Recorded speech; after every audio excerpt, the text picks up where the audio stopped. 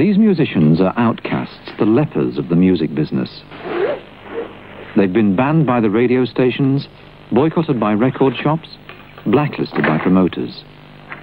The last time they played a concert was in July this year, and tonight they're playing in secret in the back room of a pub in Kent in an attempt to clear their name. The landlord thinks he's booked a country and western band. He couldn't be further from the truth. This burnt-out shell is all that's left of the last place that band, the Four Skins, played in. This is the Hambra Tavern in Southall, a largely Asian immigrant area. And it was here that three so-called Oi bands, including the Four Skins, came on July the 3rd to play a concert. They brought with them hundreds of Skinhead fans, many of them known National Front supporters, who've been brought in by coach from the East End of London some 20 miles away. Before the concert, some of the Skinheads assaulted elderly Asians in the street, and they daubed shop windows with National Front slogans. Later that night, the Asians retaliated, and what followed turned into a full-scale race battle.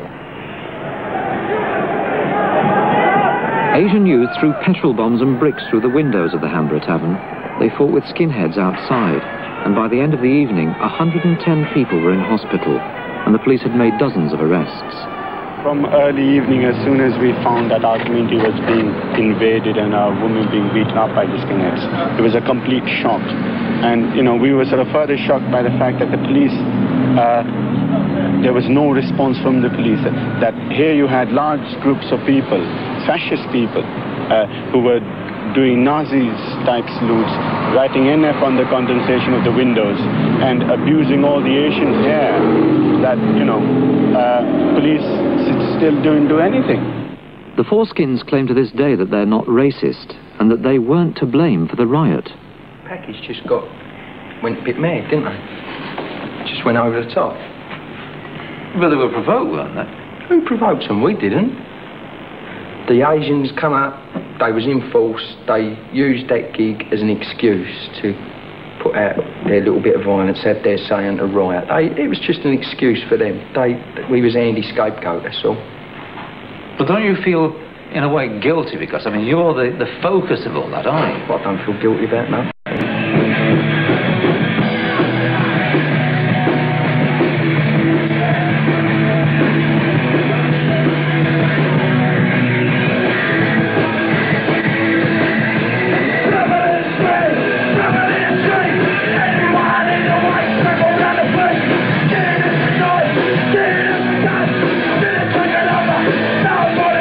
The press was merciless in its attack on the Oi bands. They were branded as right-wing extremists, racists, a dangerous influence on the young. Those in the music business who had flirted with them were condemned as being evil or naive.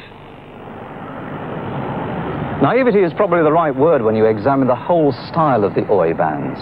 They're pro-violence, anti-black, anti-police. It's no wonder they attract Nazi skinhead followers. These are just a few of the words from the typical Oi songs. Boots are made for booting, guns are made for shooting. If you see the enemy, you're sure to stick the boot in. And again, black youth standing in the lights, crowding together, they're ready to fight. The army's in shooting is the rage. They want to lock them up, put them in their cage. There's blood on the streets. The music trade quickly decided that Oi music was too closely associated with extremist politics for comfort, and that violence, whether it came from left or right, was bad for business. Suddenly it became embarrassing to be associated with Oi music at all. But for all their public condemnation of the bands, at least one major record company quietly went on making money out of them. This record caused quite a fuss when it was released earlier this year, not so much for its musical content as for the title, Strength Through Oi. It's based on a Nazi slogan, Strength Through Joy. And the man on the front cover turns out to be a neo-Nazi, now serving a prison sentence. What's surprising about this record is that it wasn't produced by a small label, but by one of the giants, Decca. They won't make any official comment today, but they do say that the record has been deleted. That is flatly denied by the manager of this shop. He says he can get hold of as many copies as he likes, and that this record makes a lot of money for Decca Records. It's been argued that if the Southall riot hadn't broken out, Oi music, even with its violent subversive overtones, wouldn't have come under attack. But Peter Bradley of the Institute for Contemporary Studies believes that Oi music was, in his own words, a political tinderbox well before the July riot.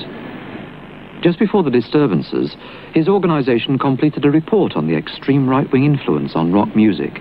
There is a serious problem, and that is basically that the National Front, the British Movement and other smaller groups have made considerable inroads amongst young people of the inner cities in rock concerts. They've stirred up a lot of hatred, they've provoked a lot of violence inside the concerts.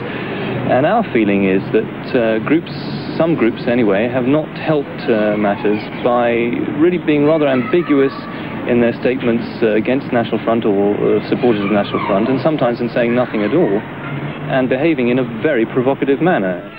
The British movement is a Nazi movement! Smash the British movement! The British movement is a Nazi movement! Smash the British movement!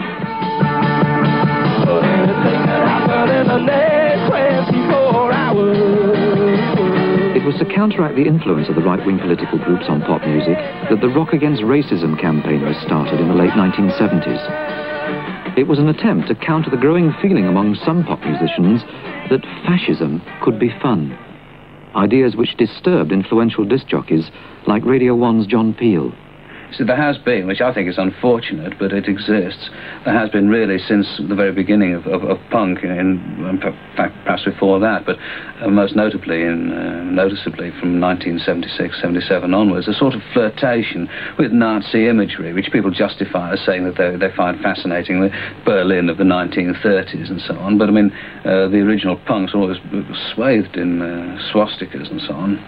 And then there was an LP sleeve by the Skids, who was certainly not an Oi band, which was very kind of Aryan and Nazi wall-posterish. And the bands like Joy Division, whose very name is derived from some SS sub-organisation, and the band which have followed them called New Order, which is again a Nazi-derived name. So there's always been this, which I regard as unpleasant flirtation with it.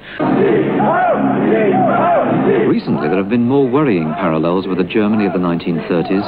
High unemployment in Britain, especially among the young and the unskilled, has made working-class whites ideal recruiting material for extreme right and left-wing political organisations. The chosen recruiting ground was obvious. Those places where large numbers of young, disaffected whites congregated. Football stadiums and halls where pop music was played. This is an issue of a magazine produced by the Young National Front and aimed specifically at young white working-class kids. Inside there is a pop column which singles out various bands which the National Front claims are their bands, something denied by many of the bands mentioned. Now, I've been speaking to the editor of this paper, Joe Pierce, who, by the way, refuses to appear in front of our cameras.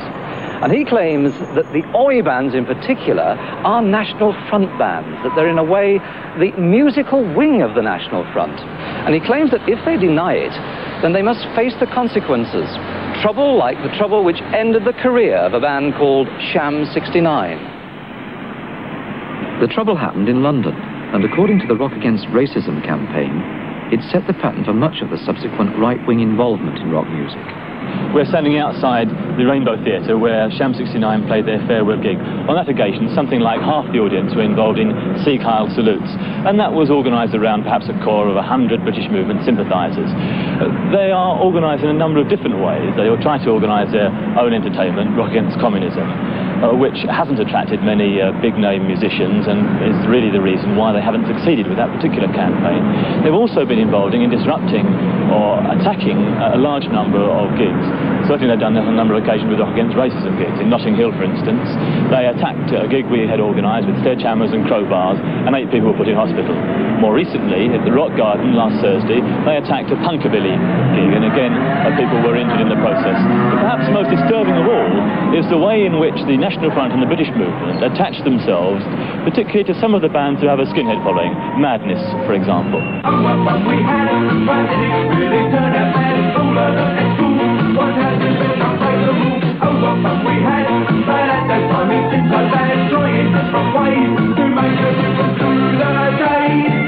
The National Front claimed that at one recent concert by Madness, they distributed 700 copies of their magazine Bulldog. But eventually, Madness issued a statement condemning racist groups. A brave gesture, since it might bring a violent reaction from those racists among their fans. Disc jockey John Peel says all bands with a right-wing following are caught in the same trap.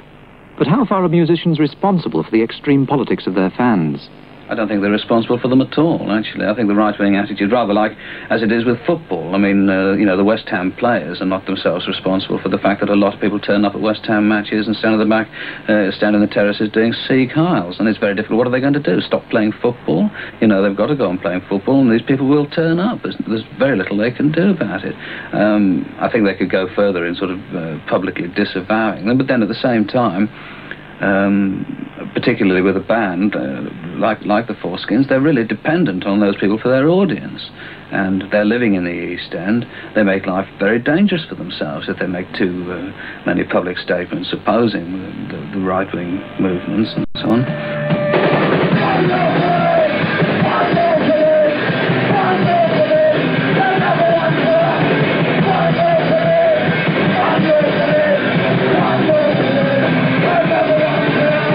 When the Four Skins made their attempt to rid themselves of their right-wing racist image, they made sure that the fans at their secret concert in Kent were there by invitation only. It was to be a demonstration to the world that in spite of Southall, they were just a band who wanted to play music, a band who wanted nothing to do with politics. Well, we won't stop that until they turn us off again. The concert had been going for only half an hour when things started to go wrong. First, there was a mysterious fault with the power supply. Then the fans took over.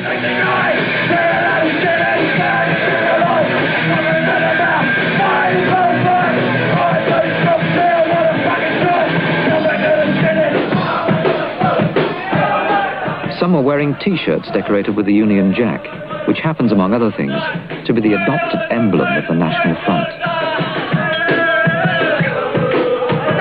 Oh, he's got a Union Jack, that'd be a Nazi, does it? Why do you wear that if you're patriotic? Patriotic? Because he's English, so he wears the Jack. You haven't seen no one with Nazi badges? No one's Nazi badges.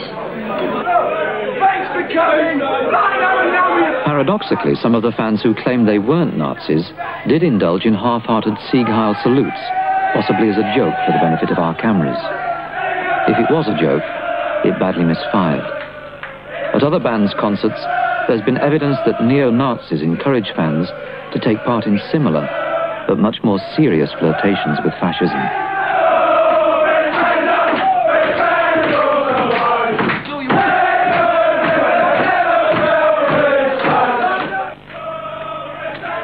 I don't think people actually stop and think enough about what it is that they're doing, and I think they could, there are plenty of other images which they could attach themselves to, but of course there is the desire to shock, and this is a very effective way of shocking, because in most people's minds, the sign of a swastika or something like that is still distressing, it distresses me, and so it's the shock value, I think, that's important. People don't actually stop and think about what lies behind that and the very real dangers that exist.